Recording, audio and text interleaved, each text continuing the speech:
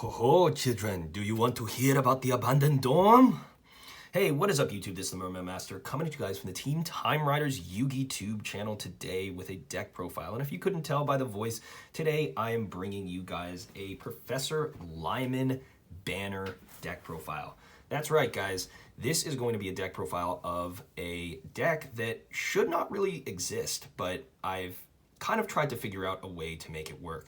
And if you see the Invoked stuff here, that's exactly what I've decided to do. Basically, the story behind how this deck came to be was I was looking up trying to make some of, a deck around Lyman Banner's cards to sort of complement my large swath of already present GX character decks. And unfortunately, guys, there is nothing good about his support. He doesn't have his Alchemy Beast printed. There's very, very little stuff. Macrocosmos, one of the key cards that he runs, is at 1, for good reason, of course, and there's really nothing else that warrants this kind of deck even being made. So I decided to splash an Invoke Core in here, and before you're going to say, oh, an Invoke Core sort of takes away from the character deck, I would argue that that's not the case. In accordance with what Octopus Eric Demore told me when he piloted this deck, the Invoke stuff tries to do as much as it can in spite of the other deck. That's right, guys. This stuff is so bad that it makes the Invoked stuff worse as a result. And that basically makes the power level sort of come down to the level of kind of where I want it to be, which is just kind of just a crazy, fun, stupid, asinine strategy that should not exist, yet still does. And, yeah, guys, like this is quite something else. So I'm gonna get into this profile and sort of show you exactly what I'm running. So to start off with the Professor Banner stuff right here, guys, we have got the complete set of monsters for the Helios series, except for the last one. I still need to pick up a copy of him. 2 copies of Helios, the primordial sun. This is actually the card that made it so that Macrocosmos can be negated by Solemn Warning, because Helios, the Primordial Sun, one of its things is it actually gets special summoned out of your deck when Macrocosmos is activated. So this is one of the situations where it can actually be used, and then it gains 100 attack for every monster that is removed from play. The next card you have is Helios Duo Megistus. This card gains 200 attack for every monster removed from play and can be special summoned by tributing 1 copy of Helios, the Primordial Sun. And this, alongside its co-brother, Helios Trice Megistus, is one of the worst design cards I have ever seen in my entire life. And the reason for that is as follows, guys, because basically, you're going to run into a situation where this card gets destroyed. It's like, it's cool. If it is destroyed by battle and sent to the graveyard, then this card will be special summoned during the end phase, and you increase its attack and defense by 300 points. I believe it is 300 points. Yeah, it's 300 points. Increases attack and defense by 300 points, which is kind of cool. And to put it bluntly, guys, that is the worst restriction. It doesn't sound so bad, right? Until you realize that you're going to get this out through Macrocosmos, and it should get its effect off when it's banished and not sent to the graveyard. I don't know what they were thinking when they designed this, but if there's anything that needs an errata, it's this card. The last card from that sort of video game promo set is 2 copies of Golden Homunculus. This guy's very, very good. Get him off of like a Shining Angel or something like that, but he's even more importantly a way for you to just get a big body on board. And as you guys notice, all 3 of these guys are light monsters as well, and they all gain attack power from stuff that's banished. So that's that. Now, of course, guys, wouldn't be complete without an Invoke Core, and the Invoke Core, it wouldn't be complete without Alastair the Invoker. And as I said, the reason why Alastair the Invoker is in here is because in looking for things to add to the Banner deck, I just looked up every single Yu-Gi-Oh card that had to do with alchemy, and the Invokes were the most complete sort of engine that had it. And even adding every alchemy card in here, guys, I'm still missing a whole crap ton of stuff. So this is crazy. But Alastair the Invoker in here at 3, he absolutely has to be. Now, alongside Alastair the Invoker, You can't have a Professor Banner deck without a card, which I don't even think he ran, but that I want to put in here anyway. 3 copies of Homunculus, the Alchemic Being. Now, listen to me on this one, guys.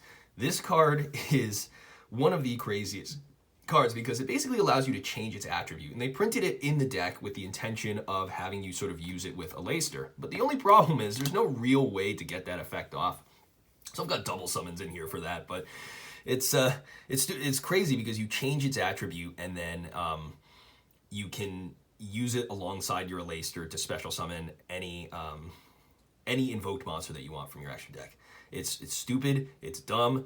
People are gonna think you're crazy for doing it, but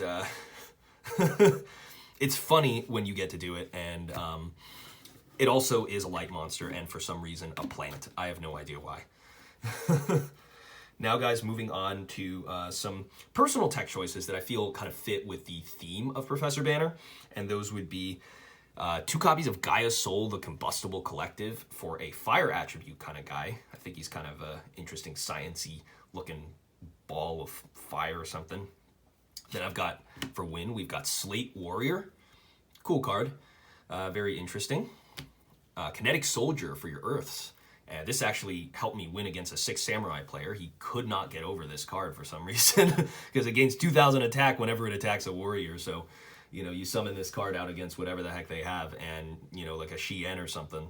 And it's not a monster effect. It's not activating, but it's just like, damn, you know, like how is this so good? And then, of course, another Earth card. We've got 1 copy of Legendary Jujitsu Master. I feel to go along with the Japanese theme and craziness of Professor Banner always stealing Jaden's rice and whatnot. Legendary Jujitsu Master in here. Of course, I'm you know, looking for a super rare champion pack version, but that's neither here nor there. And then finally, guys, 1 copy of Banisher of the Radiance.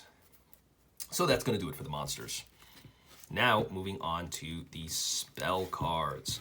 As I mentioned, guys, from before, this deck would not be complete, especially for your Homunculus, the Alchemic Beings, without 3 copies of Double Summon. I went out of my way to get the Duelist League versions, green, red, and purple. Really, really cool looking cards. I love them, guys. Wouldn't trade them for anything.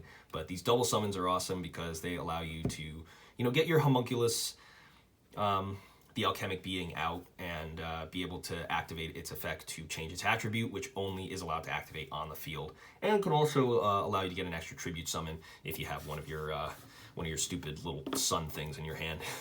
So as you guys can see, like this deck just completely it's a deck designed to self-sabotage the invoked stuff to make it terrible enough to go up against other character decks. And I truly believe that, and it's truly the design philosophy behind this deck. Next, we've got 3 Magical Meltdown. Pretty self-explanatory. No fusion effects activate, searches you, your Aleister. Really, really cool. Gets your invoked effects off.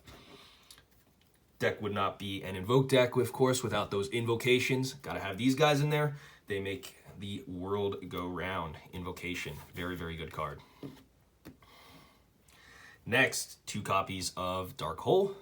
Dark Hole is Dark Hole. I don't know what else to say about that. These cards are really, really good, and you absolutely have to run them. I might switch them up for some other things, maybe throw a Shining Angel or 2 in here. I still have to decide. 2 copies of Different Dimension Reincarnation, pretty self-explanatory. Very, very cool card, and allows you to get some stuff back from the Banish Zone. Now, Light of Redemption helps you get back other light monsters, which is very good. And then, this card is a brand new edition, Book of the Law. This basically allows you to get things out like Invoked Elysium or any other invoked monster that you want from your extra deck.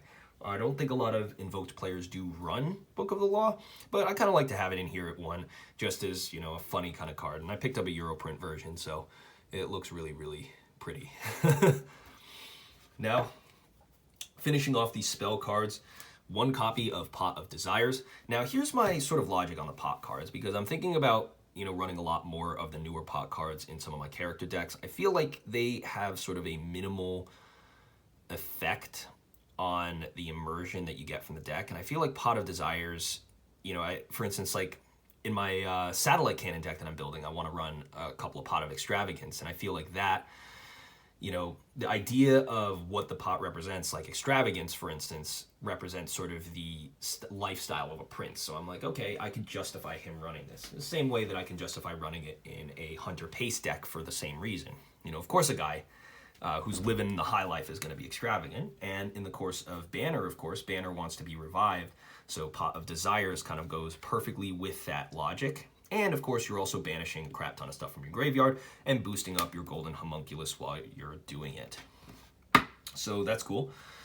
Next, on the theme of banishing, got this card over here, the Soul Release. Banish some other stuff from your opponent's graveyard and boost up your monsters even more.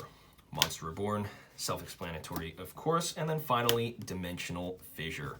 Now moving on to the spells and traps, or now moving on to the trap cards. Coming alongside Dimension Fissure, we've got that Macrocosmos, one of the main cards in this deck. I want to find somebody who owns a Grand Convergence so that I can get that card from them. Very, very cool card to combo with Macrocosmos. Would suck in most other situations, but this is a Professor Banner deck. We're trying to make it as terrible as possible, so why not? 2 copies, guys, of Elemental Absorber. This was a Banner classic. I actually used this in my duel against Ronald G. Dorleans, one of my good friends who plays this game. And, you know, you can combine this together, discard any attribute monster when you activate this, and that attribute cannot attack for the rest of the game. So he was running a Lair of Darkness deck. I discarded an Alaster, and since he could not attack with anything, and he had some other non-dark monsters in here, but the field spell changed them all to dark and prevented them from attacking, which was super, super cool. Really interesting card. Just goes to show that you can find some crazy stuff if you just bother to look around. And then finally, wouldn't be a Professor Banner deck without this rando trap card I found called That Wacky Alchemy. Literally has alchemy in the name. So, I mean, gotta run this card in here. Really interesting card, definitely.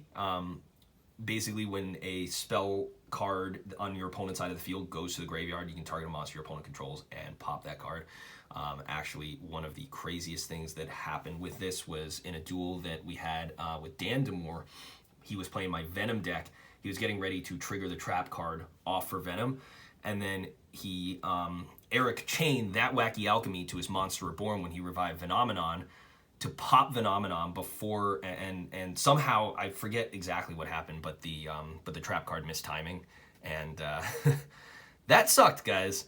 That sucked, but That Wacky Alchemy came in mad clutch for Eric in that respect.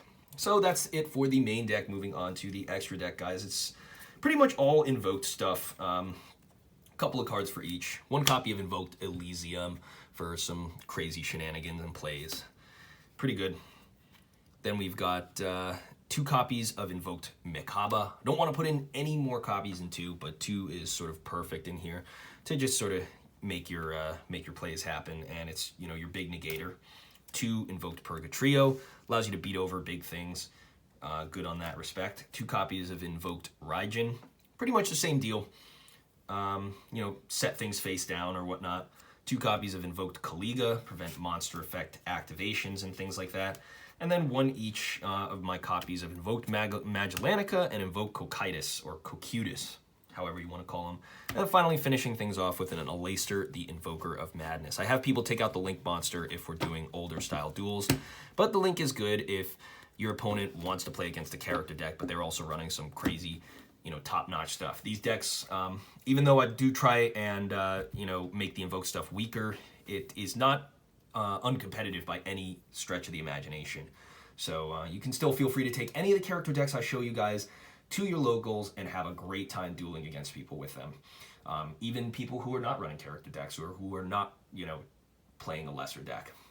Very, very cool. They can steal wins, and, you know, that's that. But, guys, thanks so much for watching this deck profile. Really, really excited for the new Invoke stuff that is on the horizon. I'm going to see how we can fit this into the deck. And also doing a little bit of experiments to see what other kinds of crazy shenanigans and stuff we can pull off and try to make this deck even more Banner related than it already is. But guys, thanks so much for watching this video. If you liked it, please remember to rate, comment, subscribe to the Team Time Riders Yu-Gi-Oh! Tube channel. And this has been the Merman Master signing out. Catch you guys next time. Peace.